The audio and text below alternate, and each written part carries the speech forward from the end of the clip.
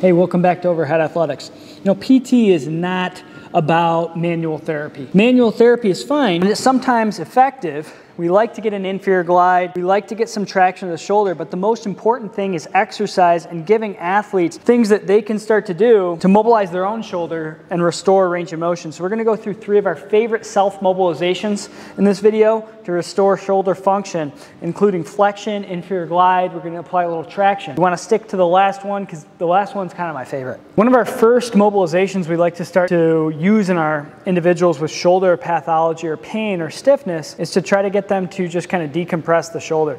So we let them get a grip through a jump stretch band where they have a little bit of grip working, but they're as relaxed as possible through the shoulder, and they can kind of rotate and play around with these positions. Just try to get a little traction. If they can do this, we'll progress them into a little more general traction of the glenohumeral joint, where we'll take their arm inside the loop, all the way up into the armpit.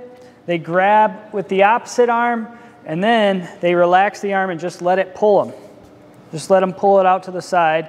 And it's just getting a little bit of traction, lateral traction off the shoulder. The better or the higher you can get it in the armpit, the better the dose there, and he can just lean away. So just lean towards the opposite side. Just give him a little general traction. The key is looseness and kind of just relaxed shoulder here. And if he can do this, then we can go back to our other technique for general traction here, longitudinal traction through the arm. The arm has to stay as relaxed as possible. We get into a little flexion stance here, and he can work on pure flexion by dropping down to where it feels comfortable, no pinching, no burning. In the shoulder, nice little stretch. He can rotate to hit more abduction here. He can rotate under to get a little more of a lat stretch and adduct his arm towards his head. At the same time, this band is just giving a little traction, decompression, can take that pinch away at the end of your range of motion. If you can do this and you've worked on some of your thoracic spine, now it's time to start working on internal rotation of the shoulder. We've talked a lot about different videos where we've mobilized the thoracic spine with a wedge, with a foam roller, all these great things. You have to have motion here, but you do have to acquire motion, work on motion in the glenohumeral joint itself. And so we love jump stretch bands for that. Self-mobilization number 3, the jump stretch band, is actually an inferior glide. We find the inferior capsule is what's limited a lot of times, that doesn't allow people to get full range overhead or internal rotation. Now there's a few ways we can do this. What I like to do is gas pedal the band by stepping on it, comes up onto the shoulder. Now you have a bony prominence here on your shoulder. You're gonna drop it right off the side there. So you're not on that bony prominence, but you're not below the deltoid either. So here, Austin can go up into flexion.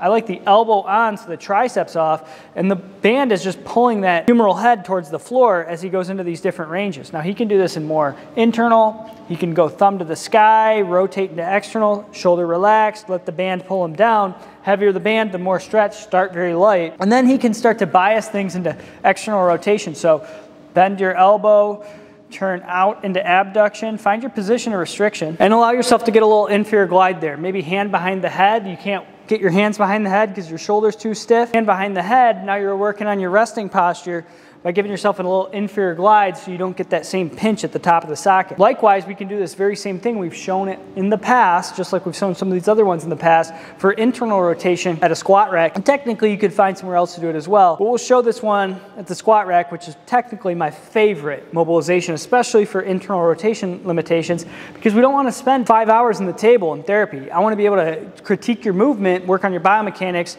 use these mobilizations to get you back doing what you want to do at a very high level. We're here at the rack. We got the band over the shoulder right off the acromion process, right off that bony bump. The rack's nice because I can manipulate the height, but I also have a barbell here where I can hang the arm over the other side. This allows us to control internal rotation with our opposite hand. This shouldn't be a force like it feels like it's going to drive your shoulder through the floor, but rather a force that you can relax into and control IR with the fingers here.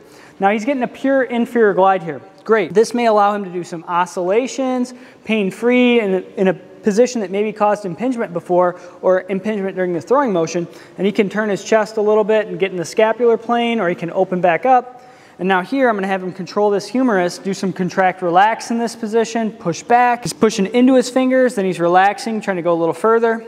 Now what he can do if he doesn't like that position, he's tried traction, so he can bring that right foot, the closer foot back. Now he's actually going to go chest up. So now he's actually getting a little inferior posterior glide, which is probably the best glide in general for the glenohumeral joint when we're talking about internal rotation, especially for the thrower. Now he's mobilizing in the position of restriction, the position that maybe is causing him pain during the throw. And the farther back we can take him this way, further out in front we can take him this way, and then mobilize, maybe the more specific to the throwing motion. So he's got the band pulling him down and back, mobilizing the shoulder down and back. These are some of our favorite glenohumeral mobilizations with the band to get more pain-free motion, reduce impingement, and things that you can do at home today. If you like this video, hit the thumbs up, subscribe to the channel. We'll see you guys in the next one.